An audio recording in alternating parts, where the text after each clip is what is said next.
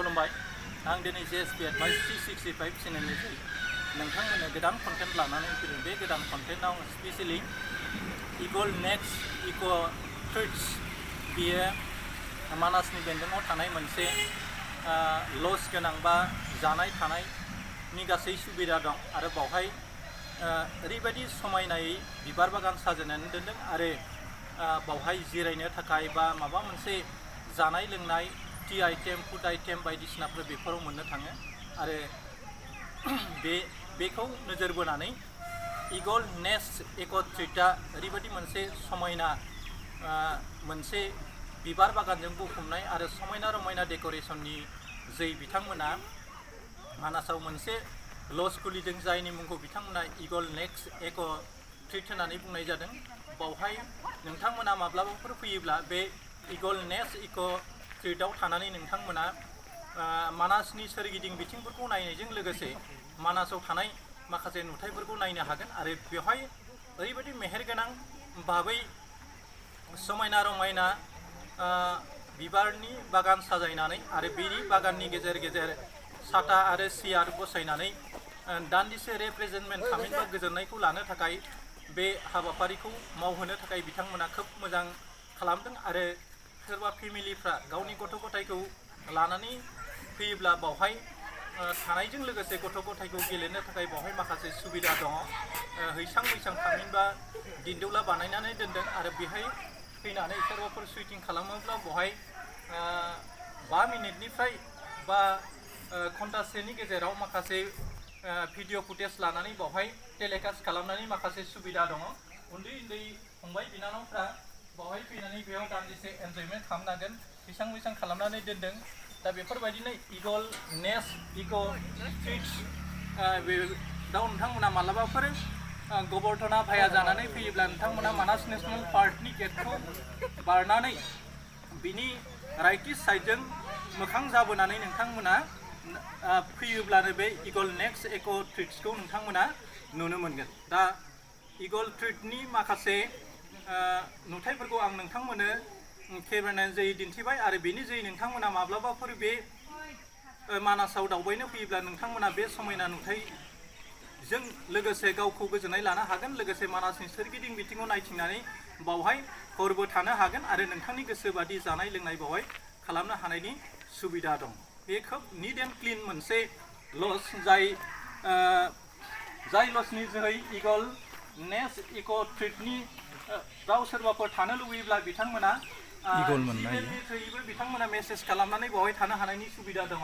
बावहाय www.eaglenest.com लोगोसे call नाम्बारा जादों 919990341502 नङाब्ला आरो गुबुन मोनसेयाव 919864322700 बावहाय थोंजोङै कनसाल्ट खालामलायनानै बिथांमोना रुमखौ बुकिं खालामनानै लानो हागोन। दा आं बेखिनिखौनो नोंथांमोननो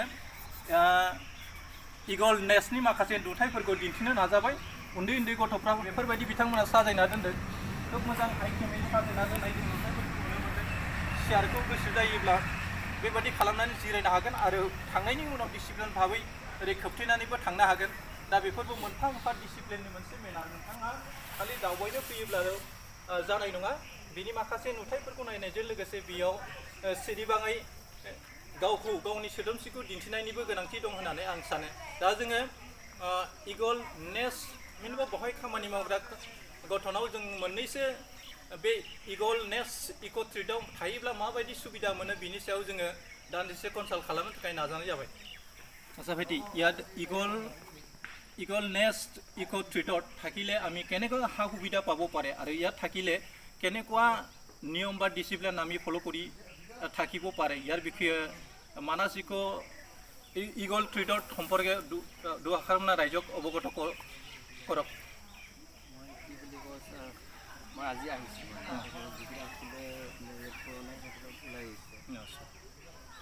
এতিয়া এনে মানাসত থাকিলে আপুনি এনে এটা ৰুমত কেনেকুৱা কেনেকুৱা ফিজ লয়? এনে আপোনাৰ 3টা কেটেগৰী আছে, এইবিলাক টিকেট দিব পাৰে। 3জন, 2জনীয়া 4জনীয়া। 4জনৰ কিমান? 4,000। 4,000 এদিনত 4,000। আৰু তিনিজনীয়াটো 3,500 এনেকুৱা ইয়াত খাৱা লোৱা সুবিধা গোটেই হোটেলৰ সুবিধাটো আছে মাছ মাংস নিৰামিষ চব চলে আচ্ছা ভাল লাগিল এতিয়া ৰাইজক ইগল নেচ ইকো ট্ৰিটত সম্পৰ্কে আষাৰমান মন্তব্য দিব হয় তাৰমানে আমাৰ তিনিটা কেটেগৰী হেৰি আছে ৰুম আছে মানে ৰুমৰ ৰেটটো তাৰমানে অলপ বেলেগ বেলেগ আছে ৰুমৰ আপোনাৰ প্ৰিমিয়াম ৰুম আছে মানে প্ৰিমিয়াম কটেজ আছে প্ৰিমিয়াম কটেজটোৰ ৰেট হ'ল আপোনাৰ 3,000 আৰু আপোনাৰ ডিলাক্স কটেজ আছে ডিলাক্স কটেজৰ ৰেটটো হ'ল আপোনাৰ 2,500 আৰু আছে দুটা ৰুম আপোনাৰ ফেমিলি ৰুম আছে ফেমিলি ৰুমৰ ৰুম দুটা হ'ল আপোনাৰ 4,000কৈ আৰু আপোনাৰ ইয়াৰে মাজত আপোনাৰ ব্ৰেকফাষ্টটো আপোনাৰ হেৰি থাকিব কমপ্লিমেণ্টাৰী থাকিব এইটোৱেই আৰু